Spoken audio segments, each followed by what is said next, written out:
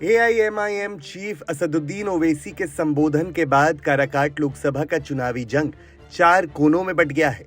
ओवैसी की पार्टी की उम्मीदवार प्रियंका चौधरी के पक्ष में अति पिछड़ा और मुस्लिम समुदाय के जुटान के बाद सीपीआई-एमएल के उम्मीदवार राजाराम कुशवाहा की मुश्किलें बढ़ा दी हैं।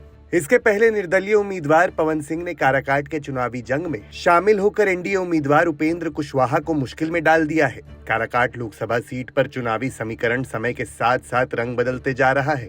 शुरुआती दौर में काराकाट लोकसभा का चुनाव उपेंद्र कुशवाहा और राजाराम कुशवाहा के बीच था, लेकिन भोजपुरी के स्टार गायक पवन सिंह की एंट्री ने उपेंद्र कुशवाहा की लड़ाई को थोड़ा कठिन बना दिया और काराकाट लोकसभा की लड़ाई त्रिकोणीय राह पर आ गई।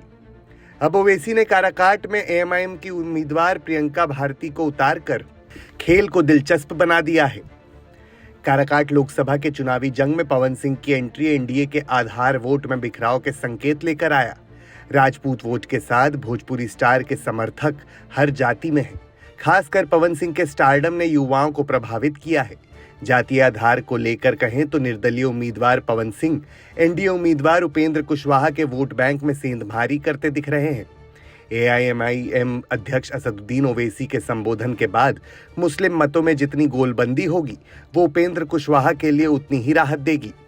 सियासी गलियारों में चल रही हलचल को माने तो पवन सिंह जितना वोट राजपूत का काटेंगे, उसके बरक्स के मुस्लिम वोट महागठबंधन उम्मीदवार राजाराम कुशवाहा को नुकसान पहुंचाएंगे।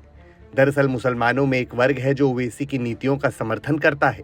सीमांचल की तरह काराकाट में ओवैसी के इस प्रयोग को जितनी कामयाबी मिलेगी, सीपीआई-एमएल उम्मीदवार के लिए उतनी ही मुश्किल पेश आएगी। वैसे काराकाट लोकसभा से सीपीआई-एमएल उम्मीदवार राजाराम कुशवाहा और रालोमो के अध्यक्ष उपेंद्र कुशवाहा के आमने सामने हो जाने से एनडीए के कोर वोट कुशवाहा में भी सेंधमारी का डर कायम हो गया है। हालांकि कुशवाहा को भाजपा का कैडर वोट माना जाता है।